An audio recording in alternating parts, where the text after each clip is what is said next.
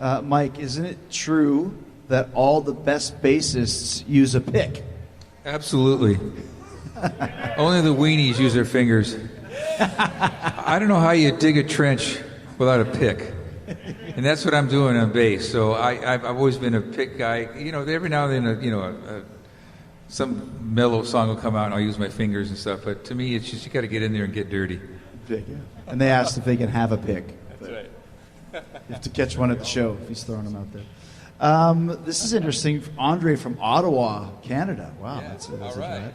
having so many people criticize you guys, have you ever thought that the critics were right and maybe you should give up or should have given up? Well, we're here, aren't we? No. But I will say, when we get a critical whatever, I always take that criticism to heart. The messenger may be a jerk. I mean, but what he's telling me might be something I need to think about. No, we don't think they're right.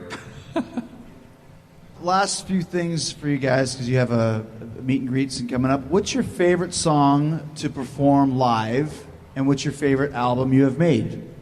Each one of you can answer that one. Wow. Okay. Oh, favorite album? Favorite album that you've made and favorite song to play live. No, they're like children. The songs are like your children. That's right. I mean, you just love doing everything, really. Favorite song? I like doing Lamb of God, Crucify, Messiah. I like that whole thing. But there's a lot of Bloodgood stuff that I like. I think probably one of my favorite songs to play just for fun is Never Be the Same. It's such a up song. It's the end of the show. It's the end of the show,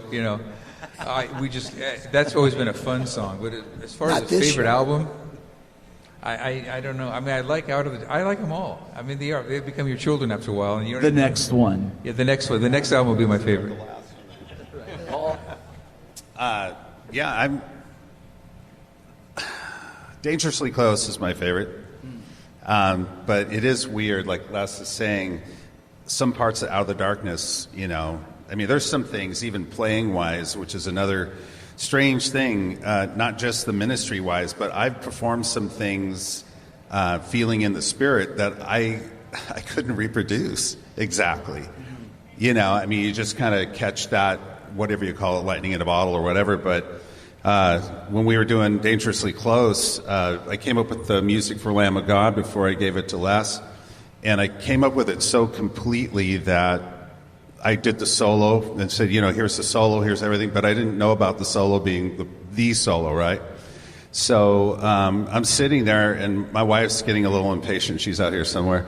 But she's like, how much longer are you going to do that in there? Because I'm sitting there in my underwear. And I'm in front of the computer on Pro Tools, and I'm just playing. I'm kind of zoning. So that solo that you hear on the record is the solo from when I was... Well, now I give you a visual. I'm sitting in my underwear. Okay, so I'm wearing a sweatsuit.